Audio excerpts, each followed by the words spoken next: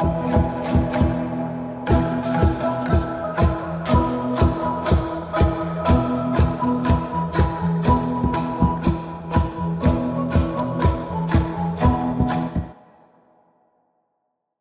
một người có kiến thức về pháp lý và ngoại giao tại Hoa Kỳ, tôi nhận định như thế này để quý vị thấy.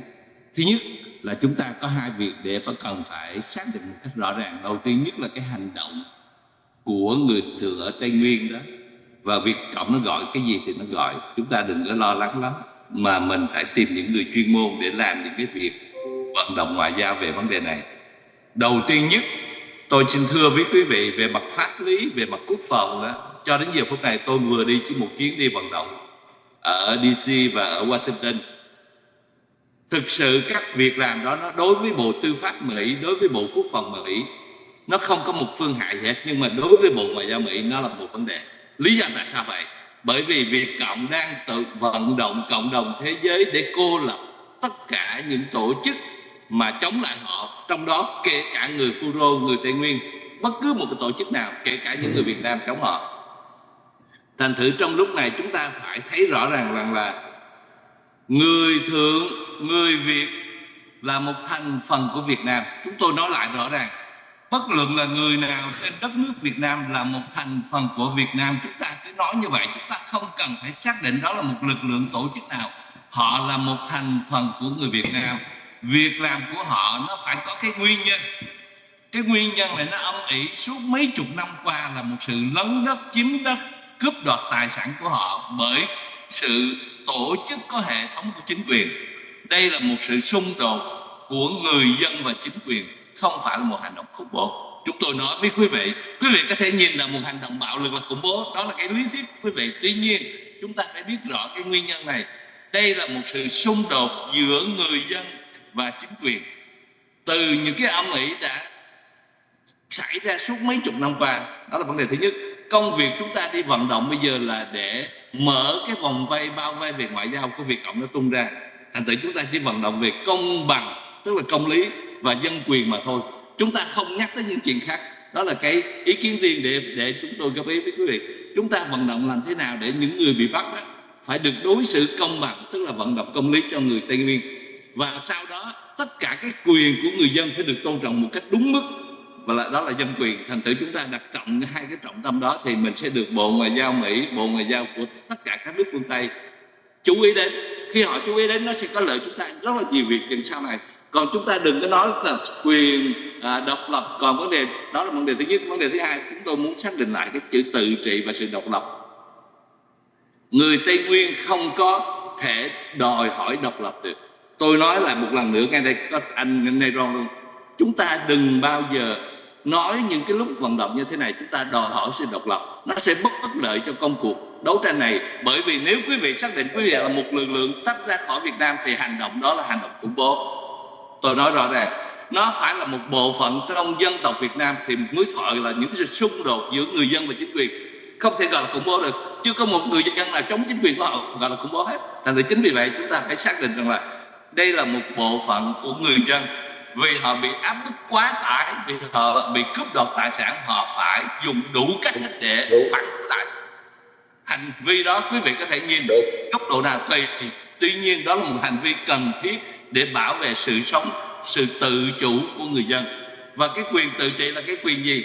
Quyền tự trị là quyền được có một cái cơ chế hành chánh đặc biệt cho người dân đó, bởi vì cái văn hóa, ngôn ngữ, tập quán và những cái giá trị của họ xây dựng lâu đời, họ không thể hòa nhập với cái cung cách của những người Hà Nội, của những người Sài Gòn. Thành thử họ có quyền tự trị độc lập, đó là quyền tự trị. Quyền tự trị là quyền chọn lựa những người lãnh đạo địa phương bằng ý của người dân, chứ không phải là sự chỉ đạo từ một cái cấp ở khác. Chúng ta thấy rõ ràng, chứng minh cho thế giới thấy người Tây Nguyên không có quyền tự trị, bởi vì tất cả cơ quan hành chánh được chỉ đạo từ Nghệ An, Hà Tĩnh, Thanh Hóa, chứ không phải là người địa phương. Thành thử đây là điểm then chốt mà chúng ta nói với cộng đồng thế giới rằng là quyền tự trị của người Tây Nguyên bị áp bức rõ ràng trong cái sự việc xảy ra. Không có một người nào sinh và lớn lên ở xã Ia Cơ hay Ia Thiêu hết. Đó là quyền tự trị.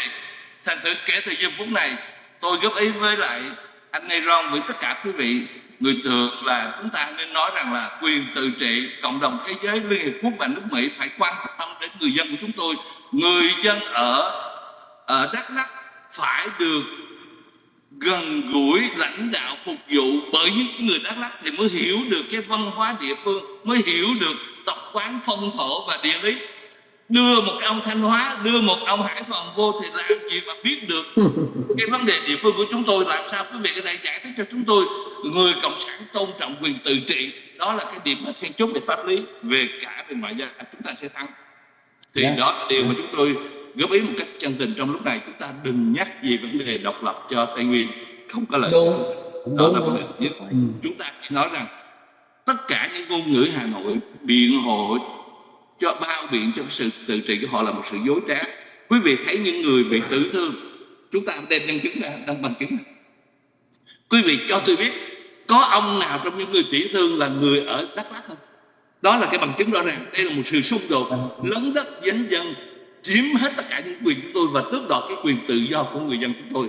Còn cái hành vi bạo lực đó chúng tôi không ủng hộ. Tuy nhiên chúng ta phải tìm cái nguyên nhân nào xảy ra chuyện đó, và những người nào làm thì người đó chịu.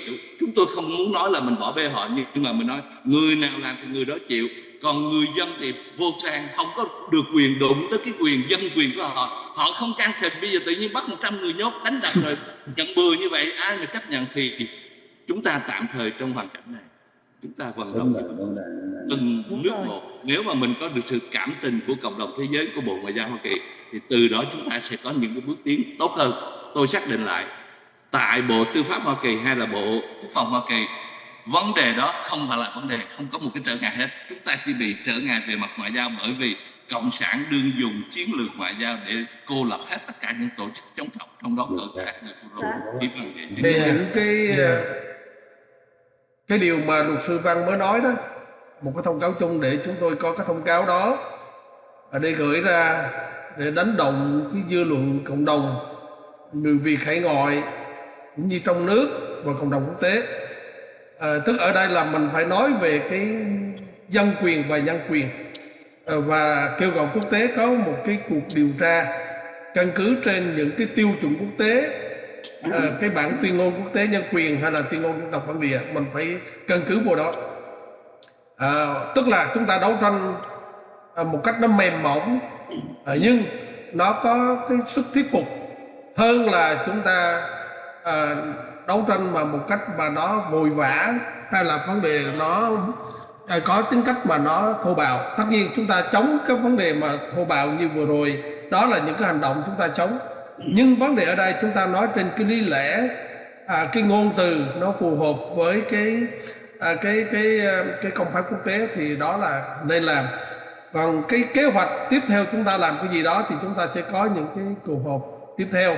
Thì vì từ đây đến tháng 9 thì nó chỉ còn có 1 tháng nữa thôi, cho nên chúng ta sẽ họp bàn bạc để mà chúng ta cùng thống nhất với nhau. Cái vấn đề ở đây là cái văn thư của luật sư Văn đó soạn đó, chúng ta thống nhất với nhau rồi chúng ta công bố, và sau đó đó có thể chúng tôi sẽ có một cái phái đoàn để đi vào Bộ Ngoại giao Mỹ, đi vào Quốc hội để mà chúng tôi trình bày cái việc 11 tháng 6 và kêu gọi Hoa Kỳ có một cuộc điều tra. Cái điều mà luật sư Văn nói đó thì tôi với luật sư Văn cũng đã từng thảo luận, tức là họ cô lập cả cái cộng đồng người Việt khắp thế giới, chứ nó không chỉ là ở Việt Nam. Tại vì bây giờ là YouTube đóng các cái kênh lại nè, rồi Facebook nè, đó tức là họ khống chế cả các vấn đề truyền thông của quốc tế nữa. Tức là phải gỡ những cái tin bài, nếu mà mình ở trong nước mà đăng lên đó là bắt đầu là họ đóng lại hết. Ở ngoài đây cũng vậy, những cái kênh YouTube mà lên nói là cũng bị họ gỡ ra hết. Cho nên vấn đề này chúng ta cần phải có sự kết hợp đó, đấu tranh theo cái cách diễn giải của luật sư Văn vừa rồi. Thì ổng là một luật sư, thì đó là cái ý kiến của tôi đó. Thì không biết là quý vị có ý kiến nào khác? Dạ, xác là như vậy. Bởi vì giống như là Mỹ Hạnh, tôi đang nắm gần 70 cái diễn đàn trên Facebook. Thì sau cái tình hình mà ở bên cao nguyên của chúng ta, thì tôi đã đưa những cái thông tin lên, và các quý vị biết rằng là Facebook đã khóa tôi 2 tháng. Đó là một cái sự bịt miệng mà mang rợ nhất đó. Chúng ta sống ở hải ngoại và chúng ta sống trên đất nước tự do, mà chúng ta bị như vậy là chúng ta phải hiểu rằng là cái cánh tay nối dài của cộng sản nó khắp nơi, nó kinh khủng đến mức độ như vậy. Dạ. Chắc có lẽ là sẽ mời nhà báo Lê Bình có đôi lời. Có anh Siêu